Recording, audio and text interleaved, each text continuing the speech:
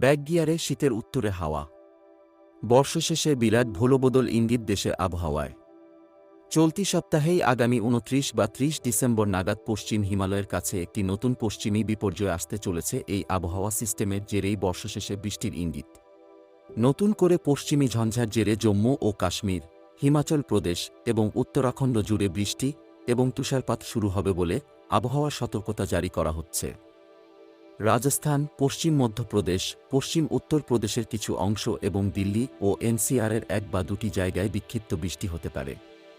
বৃষ্টিপাতের তীব্রতা এই রাজ্য জুড়ে পরিবর্তিত হতে পারে। পার্বত্য এলাকাগুলিতে ভারী বৃষ্টিপাত প্রত্যাশিত। বৃষ্টি এবং তুষারপাত ২৯ ডিসেম্বরের পর থেকে বিক্ষিপ্তভাবে বৃষ্টি এবং তুষারপাত প্রত্যাশিত। ৩০ এবং ৩১ ডিসেম্বরে বৃষ্টিপাত ও তুষারপাতের জের তীব্রতর হবে। তাপমাত্রা হ্রাস। নতুন করে তৈরি পশ্চিমী ঝঞ্ঝার ফলে তাপমাত্রায় উল্লেখযোগ্য হ্রাস ঘটবে, যা নিউ ইয়ার্স ইভের সেলিব্রেশন কিছুটা মাটি করতে পারে বলেও মনে করছেন আবহাওয়াবিদরা। আবহাওয়ার পূর্বাভাস বলছে বাংলাদেশে ফের নতুন করে আরও একটি ঘূর্ণাবর্ত তৈরি হয়েছে। আর তারই জেরে এবার পশ্চিমী ঝঞ্ঝা উত্তর পশ্চিম ভারতে ঢুকতে পারে শুক্রবার, যার ফলে দক্ষিণ ভারতে নর্থ ইস্টার্লি হাওয়ার প্রভাব দেখা দিতে পারে। উত্তর পূবালি হাওয়ায় বৃষ্টির সম্ভাবনা তামিলনাড়ু সহ দক্ষিণ ভারতে। অন্যদিকে বর্ষশেষের পশ্চিমী ঝঞ্ঝার প্রভাব উত্তর পশ্চিম ভারতে। বৃষ্টি ও তুষারপাতের আশঙ্কা। ঘন থেকে অতি ঘন কুয়াশা সতর্কতা পঞ্জাব, হরিয়ানা এবং উত্তরপ্রদেশে।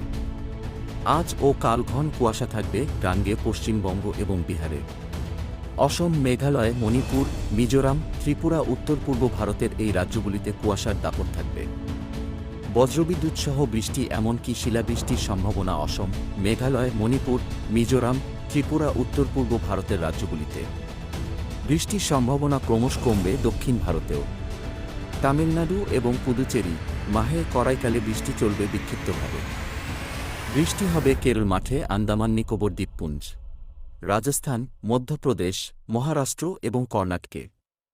বাংলাদেশ ঘূর্ণাবর্ত থাকার ফলে পূবালি হাওয়ার দাপট বাড়ছে।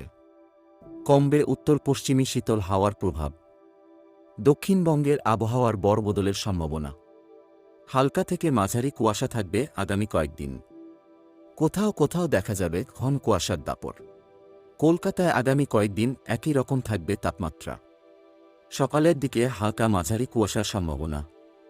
বেলা বাড়লে পরিষ্কার আকাশ দেখা যাবে মূলত। কোথাও আংশিক মেঘলা আকাশ হলেও বৃষ্টির সম্ভাবনা নেই।